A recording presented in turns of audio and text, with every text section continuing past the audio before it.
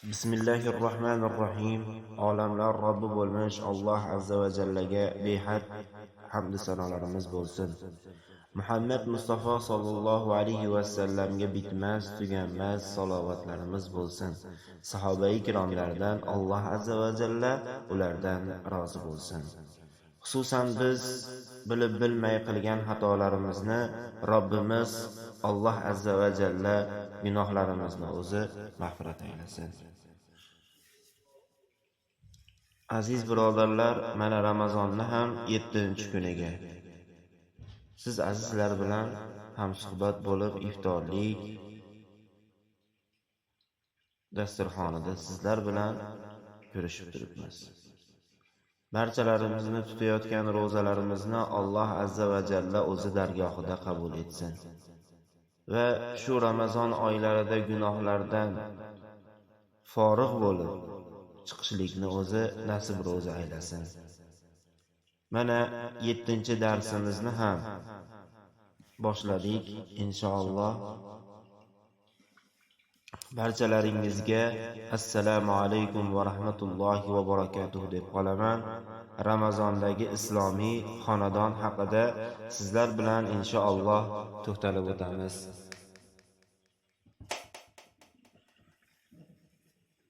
Alloh taolo aytadi: Qala ta'ala: أفمن أسس بنيانه على تقوى من الله ورضوان خير أم من أسس بنيانه على شفا جرف حار فالنار به في النار جهنم والله لا يهدي القوم الظالمين.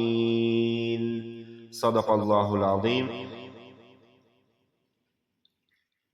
Binosini Allohga bo'lgan taqvosi, binosini Allohga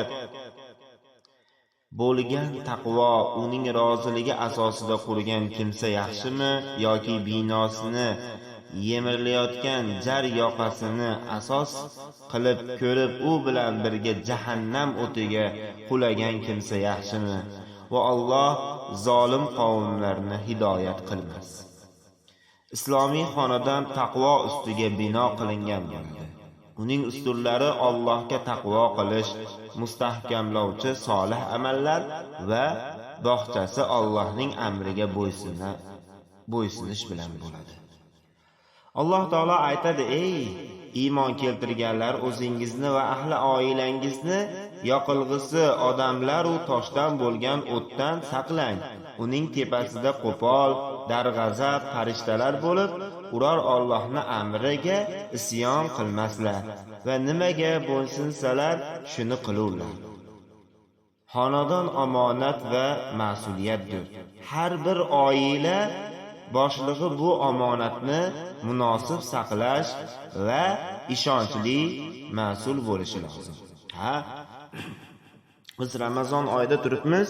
Ramazon oyida ko'proq zikrlar bilan xonadonimizga, Qur'on tilovatlari bilan ayollarimizga yoki qizlarimizga yoki bolalarimizga o'rgatmoqdamiz. Rasululloh sallallohu alayhi va sallam har biringiz boshliqsiz va har biringiz rioyat qo'l ostilaringiz haqida dan so'raluvchisiz. Ramazonda va boshqa vaqtlarda xonadonni boshqarish, ahlini namozga buyurish bilan bo'ladi. Alloh taolo Ismoil alayhissalom haqlarida shunday marhamat qiladi. U ahlini namozga va zakotga buyurar edi va Robbi nazrida rozi bo'lgan edi. Xonadon eng muhtoj bo'ladigan narsa bu ahli oila tarbiya bilan shug'ullanadigan yaxshi solih ota va mu'min onadir. Alloh taolo aytadi: Qala ta'ala: Innalloha ya'murukum an tu'addul amanati illa ila ahlihim va idha hakamtum bayna an-nasi an tahkumu bil 'adl innalloha ni'ma ya'idukum bih innalloha kana sami'an basira. Albatta Alloh sizlarga omonatlarini o'z ahliga erishtirishni va agar odamlar orasida hukm qilsangiz adolat ila hukm qilishni amr qildilar. Alloh sizlarga qanday ham yaxshi voz qilur. Albatta Alloh eshituvchi va ko'ruvchi zotdir. Omonat, albatta omonatlarning eng kattasi xonadon va uning to'g'ri tarbiya qilish omonatidir. Islomiy xonadon Ramazonda zikr, tilovat va taqvo uzra yashaydi. Ular tomonlashidan ichki-yu tashqarida uyg'oqlik, uyquda Rasulullohning sunnatlariga amal qilishadi. Ko'plab xonadonlarga behuda narsalar kirishi bilan undan sakinat, zikr, odob va viqor chiqib ketadi. Alloh taolo aytadi: odamlar orasida ilmsiz ravishda Allohning yo'lidan adashtirish uchun va u yo'lni ihtizo qilish uchun behuda so'zni sotib oladigan kimsalar ham bor. Ana o'shalarga o'zlariga xohlovchi azob bordir.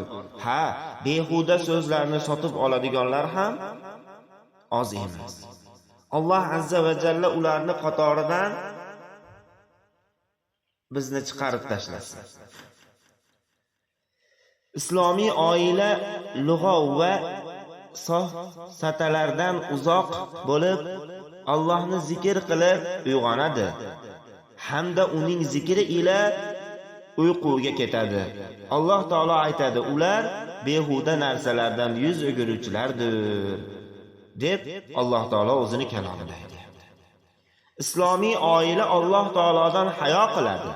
Rasululloh sallallohu alayhi vasallam aytadilar: ey insonlar, Allohdan haqiqiy hayo qilinglar.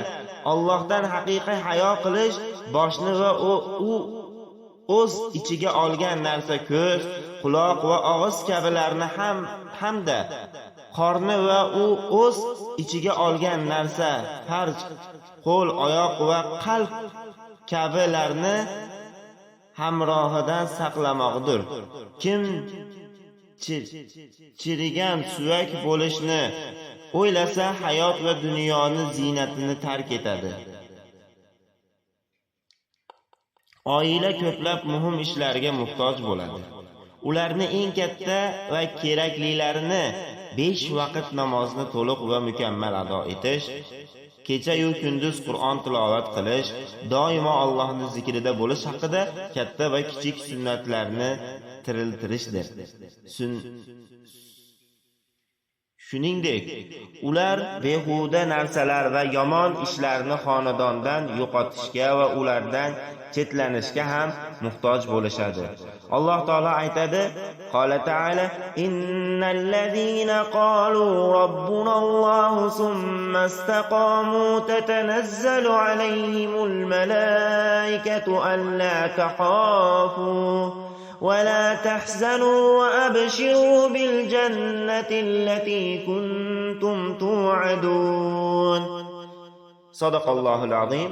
Albatta Robbimiz Alloh degan so'ngra mustaqim bo'lganlarni ustilaridan farishtalar: qo'rqmanglar, mahzun ham bo'lmanglar, o'zingizga va'da qilingan jannatni xushxabarini qabul qilinglar deyiladi.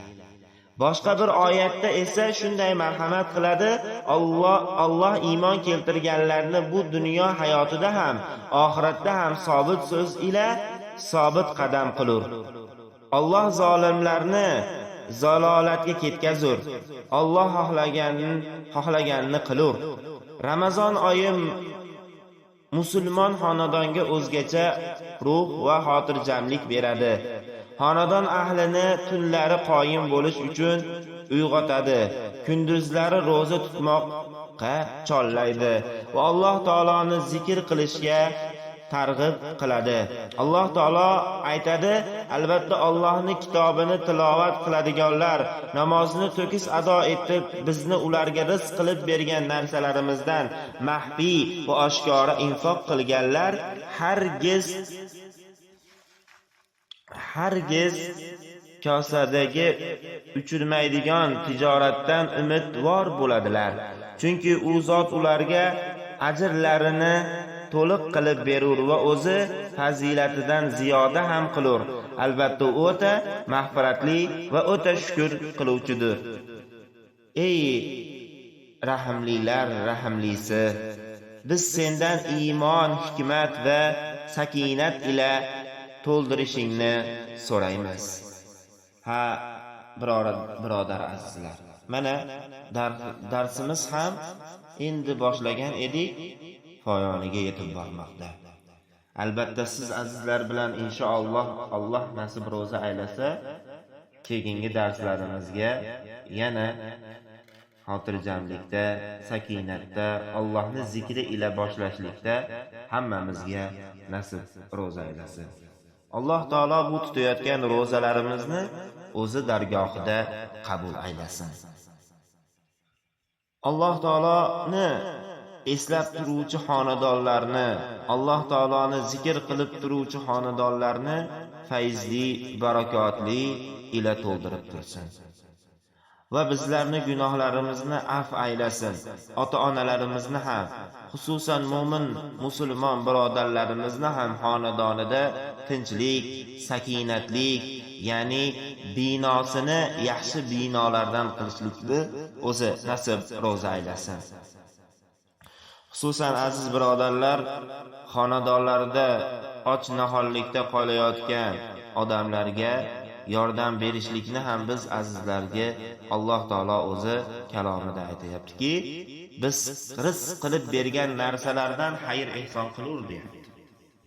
Ya'ni Alloh taolo bizga rizq qilib, ne'mat qilib bizga Alloh taolo Ar-Rozzaq bo'lgan sifati bilan bizga berayaptiki ekan, biz ham Alloh taolo rizq qilib bergan narsalardan muhtojlarga, miskinlarga xayr ehson qilib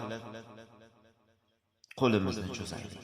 Chunki Alloh taolo bizga berayapti, biz ham Alloh azza va jallani yaratgan bandalariga mehrli ila, xonadonlarda iftorlik ila miskinlarga iftorlikni ham qilib beraylik.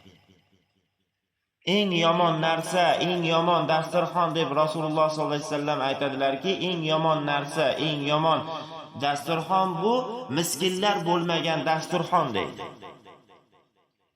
Miskinlar yo'q ekanki, bilingki, unda yaxshilik yo'q. Miskinlarni yaxshi ko'rishlik yo'q ekanki, Rasululloh sollallohu alayhi vasallamning sunnatlariga bo'ysunish yo'q. Rasululloh sollallohu alayhi vasallam qo'yingki, barcha payg'ambarlar miskinlarga, muhtojlarga albatta yordam berib yurgan. Qaysi payg'ambarga qaraydigan bo'lsak, ko'zimizni ochib. Ha azizlar, yodimizdan tutmaylik. Qaysi payg'ambarlarga qaraydigan bo'lsak, payg'ambarimiz Muhammad Mustafa sallallohu alayhi vasallam ham, Yusuf alayhissalom ham, Lut alayhissalom ham, barcha payg'ambarlar miskinlarga, muhtojlarga Alloh taolo o'zi rizq qilib bergan narsalarini xayr ehson qilgan. Biz ham xonadonimizga to'kis barakani xohlasak, har xil balolardan o'zi Alloh taolo asrashini xohlasak, Alloh azza va jalla rizq qilib bergan narsalardan beraylik. Miskinlar sizlardan katta narsani so'ramaydi. Katta narsalarni so'ramaydi yoki katta narsalarni sizni oldingizga so'rab kelmaydi, muhtojligini bildirmaydi. Biz pulga muhtoj bo'lganimiz singari Alloh o'zi asrasin, Allohga muhtoj bo'laylik. O'zgasiga muhtoj bo'lmaylik. Shuni singari Alloh azza va jallaga muhtoj bo'laylik. Aziz birodarlar, miskinlarga xayr ehson qo'limizni uzataylik. Miskinlar ham Robbimizni bandalari. Alloh taolo Ramazon oyini bekariga roza bilan bildirmadi. Nimagaki bir narsani yodda tutaylikki, Ramazon kunlarida mana salqin kunlariga kelyapti. Allohning inoyati bilan, Allohning ne'matlari ila Ramazon oyida Alloh taolo o'zi nima qilyapti? Ramazonni ro'zasini tutishlikka buyuryapti. Va buyurib, orqasidan miskinlarga yordam berishlikni ham o'rgatyapti. Miskinlar manaqa holatda och qoladi ekan deb tushunishligimiz kerak. Men och qoldim deb ziyofatni katta qilib yoki iftorlikka yemagan narsasini ham qo'yib isrof qilib bo'lmaydi. Alloh taolo kalomida aytadiki, yenglar, ichinglar, isrof qilmanglar deydi. Biz isrof qiluvchilardan bo'lib qolyapmiz. Xonadonimizni yaxshi qilishlikni xohlaymizmi? Aytayaptiki, Allohning kalomida xonadonini yaxshi bino qilishni xohlasa, Allohning zikri bilan, Allohning buyruqlariga amal qilmoqlik kerak. Xonadonimizning barbod bo'lishligini xohlamasak, Allohning zikri bilan yurmoqligimiz kerak. Alloh azza va jallani xonadonini yaxshilikda bo'lishni xohlagan odam Allohning zikri bilan va boshqalarni ham uyg'otmoqligi kerak bo'ladi. Azizlar, xususan bu ma'ruzalarimizda dudulanib qolgan bo'lsak yoki xato qilib aytib qo'ygan bo'lsak, Alloh azza va jalla xatolarimizni o'zi kechirsin. Gunohlarimizni mag'firat aylasin. Barchalarimizni mana bugungi ham kuni o'tib bormoqda. Ramazon oyi ham ertaga 29-30 kunga kelib qolganligini ham bilmay qolamiz. Alloh taolo gunohlarimizni o'zi mag'firat aylasin. O'zi Rahmon va Rahimli bo'lgan, mehribon, Zuljalali va ikrom bo'lgan zot aziz va mukarramdir. Barchalarimizni tutayotgan ro'zalarimizni o'zi dargohida qabul etsin. Gunohlarimizni mag'firat aylasin. Barchalarimizni ibodatlarimizni ham, xonadonlarimizni ham yaxshi binolardan qilishlikni Alloh azza va jalla o'zi nasib ro'za aylasin. Bu eshitgan mav'izalarimizni Alloh azza va jalla o'zi yanada taqvoli bo'lib ketishlikni o'zi nasib ro'za aylasin va shaytondan himoya qilib qo'ysin. Azizlar, barchalaringizni bugungi suhbatimizdan o'zingizga xulosa olasiz deb bilamiz va bu darsimizni ham yakunlaymiz. Assalomu alaykum va rahmatullohi va barakatuh.